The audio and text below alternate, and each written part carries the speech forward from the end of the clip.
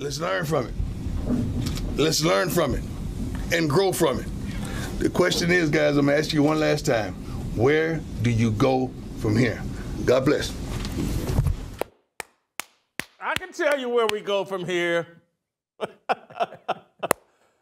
We lose again.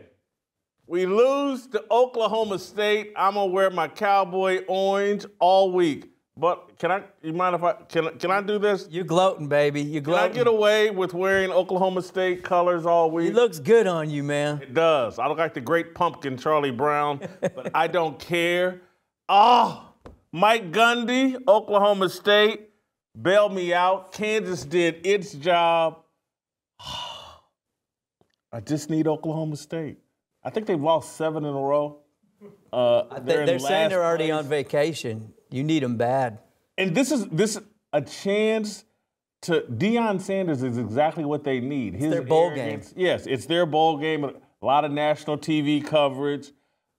Luke just told me they got a pretty good running back that was, in the Heisman race last year. Kansas just ran it down their throat. I mean, what a joy to watch on Saturday. I flew back in from Chicago early just so I could have an uninterrupted watch of Colorado versus Kansas. I told Hadley this. I'm gonna tell the truth and shame the devil. All right, go for it.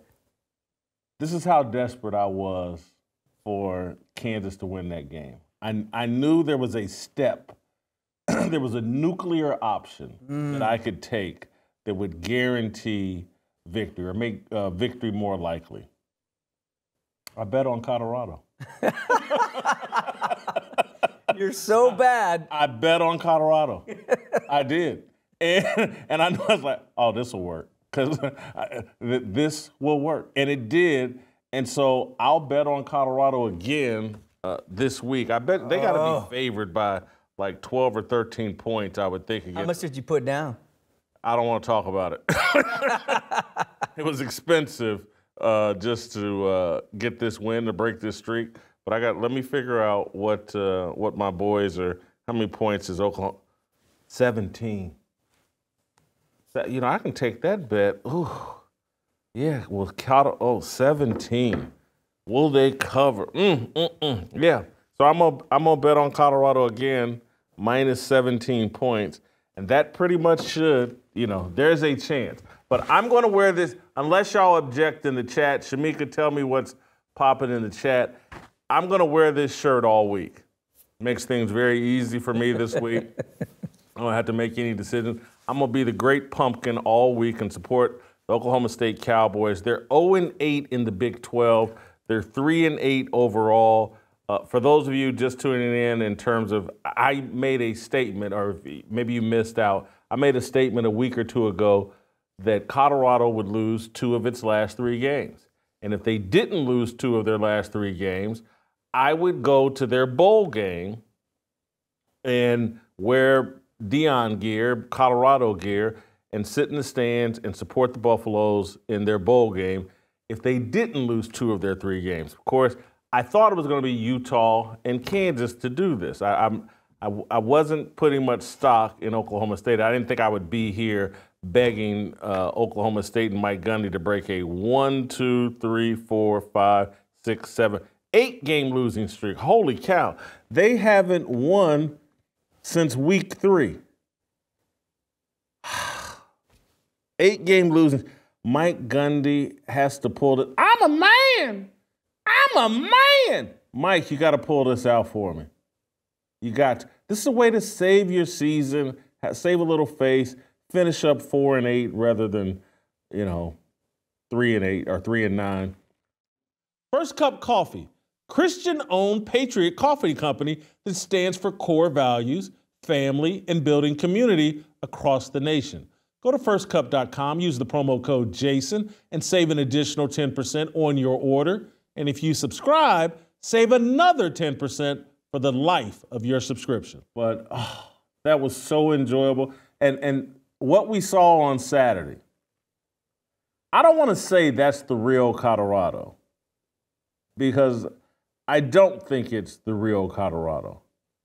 But I think it's closer to the real Colorado than the team that was running around here at 8-2 and headed towards the college football playoff. They still have a chance to make it to the Big 12 title game. They still have a chance. A lot of things have to happen. They got to beat Oklahoma State, which should be easy. But they got to beat Oklahoma State. And then I think Arizona State and BYU both have to lose. Or no, either two of these three teams have to lose. Arizona State, BYU, and Iowa State. If Deion and Colorado win and two of those three teams lose, then they'll play in the Big 12 title game with a chance to qualify for the college football playoff. But what we saw on Saturday lets you know who and what Colorado is when they face a halfway decent quarterback with a competent offensive line. Or maybe it's a halfway defensive offensive line and a competent quarterback. Anytime they face that combination, they've lost. They've lost. Kansas State had that, what's this guy's name, Terrion Johnson or Tevin Johnson, or what's Kansas State's quarterback's name? Let me get Anthony Johnson or Avery Johnson. Avery Johnson, that's Kansas State's quarterback. White kid with the name Avery. That was very confusing for me. But anyway, decent quarterback.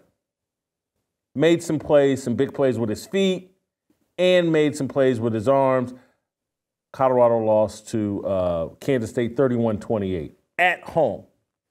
When they played Nebraska, decent offensive line, no different than Kansas State. Kansas State's ground game chewed them up. But Raiola, the freshman kid, was playing well at Nebraska. Nebraska's offensive line dominated that game 28-10. And then here's Kansas with a very experienced offensive line, a tremendous running back, and a quarterback who's pretty talented. He's inconsistent, but pretty talented. That's the recipe. They moved into the Big 12 Conference in a year where quarterback play has been weak, and the schedule has been favorable in terms of they've avoided the two best teams in the Big 12, or really the three best teams in the Big 12, Arizona State, BYU, and Iowa State. None of them have been on Colorado's schedule. So it's been a favorable schedule. I'm not diminishing everything that they did, and I'm not walking back my statement, particularly if they take care of business here against Oklahoma State. Deion is going to reset the coaching salary market in college football if he sticks around and stays. Deion's going to come close to $20 million a year, 15, 18, $20 million a year. I'm not walking away from that statement. He's proved something. But he hasn't proved what many people think he's proven, that he's God's gift to coaching. He is not. He caught the right schedule, caught the right breaks. Colorado's been relatively injury-free at key positions. Quarterbacks never missed a game. Missed one, I think, last year, but that was more by choice. Seaton, the left tackle, hadn't missed a game. Offensive line's been relatively healthy. They got a kid hurt this week. But, man, they've caught that Baylor game, they caught a break. I don't want to just walk away from everything I've said about Deion, but as you can see, I've got hope. I have hope now that Oklahoma State can bail me out here. Deion Sanders and the Buffaloes have given me hope. They got intoxicated on their success, or they just actually ran into a good offensive line, a great running back, and a quarterback that played relatively well, and they got the brakes beat off of them.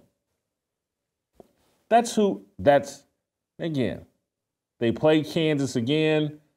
I actually think Kansas would beat them again, but it would be much closer. It wouldn't be this 16-point blowout, a game that Kansas dominated from start to finish. It wouldn't be like that. They're not a legitimate playoff team. They get against some of these SEC, Big Ten teams. We've already seen Nebraska's a very bad Big Ten team. Beat the doors. Curb stomp Colorado. Kansas just did it to them. Kansas has been near the bottom of the Big 12 all season. They're a better team than their record indicates. They're the best 6-6 team, or got a chance to be 6-6. team maybe in the history of college football. They've just beat 3 straight ranked opponents: Iowa State, BYU, and now Colorado. Hats off to that. That's the first time that's happened in football history. But it was so pleasurable for me to watch that. I've needed that. I've been owed it. This college football season has been incredible as Deion has stuffed Crow down my throat week after week after week. I got to admit that he did. He stuffed Crow down my throat. But now I have hope. And it's in Mike Gundy and Oklahoma State. And this is why I'm not giving up. Mike Gundy is a better coach than Deion Sanders. He does not have the talent that Colorado has this year. Their offensive line took a big step back from a year ago. But they got a good running back, and they got a heck of a coach, and they got a chance. They got a chance because there's no telling how Colorado will emotionally recover now that the shine's been taken off them, now that they've been exposed, now that everybody knows, like, hey, this ain't no national title contender. This is a good team that's taking advantage of a weak conference with poor quarterback play and somehow came up with a schedule where the 3 best teams, Arizona State, BYU, and Iowa State, are not on their schedule. And let me put this further in context as it relates to what Deion and Colorado has accomplished. And Hadley, hit me via text if I'm wrong here, but if I'm not mistaken,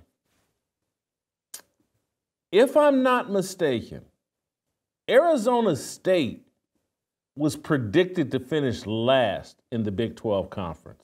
Am I accurate on that? I think I'm accurate on that. And they now sit atop the Big 12 Conference. Everybody loves to talk about, oh, look what Deion did. Oh, no one was expecting this. This is so unbelievable what they've accomplished. No one could have imagined they were picked this, and no one respected Arizona State. No one expected anything out of Arizona State. Arizona State's coach, Arizona State is actually the real surprise of the Big 12. If you enjoyed that video, be sure to hit the like button and subscribe so you never miss a moment of Fearless.